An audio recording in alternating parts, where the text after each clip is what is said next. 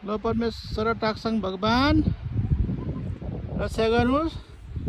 मेरो साथी सुनिल दाई हामी चाहिँ आज छोरा अगाडि गइसक्यो।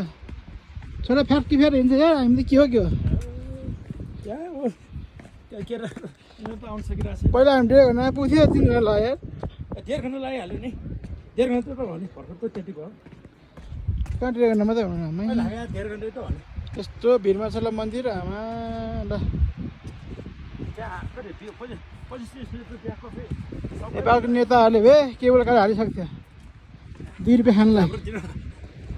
भुटानको सरकारसँग पैसा जति भए नि छ, तर उनीहरूको आफ्नो कल्चर छोड्दैन। उनीहरूले जसरी हुन्छ आफ्नो कल्चर बचाएर राख्नु खोज्छ।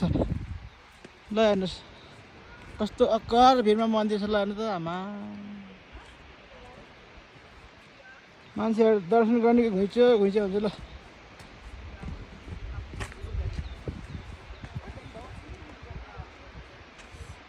नेपालको सरकारलाई पैसा चाहिएको छ, जहाँबाट हुन्छ दाना खानलाई। भुटानको सरकारलाई त्यस्तो होइन। भुटानको सरकार ट्याक्स भए पुग्छ, कहिले पनि आफ्नो कल्चर छोड्दैन। ट्याक्स चाहिएको छ। यस्तो अक्कर भिडमा मन्दिर कहीँ देखाएको छ त ल। ल हेर्नु त पुरै अक्कर भिड।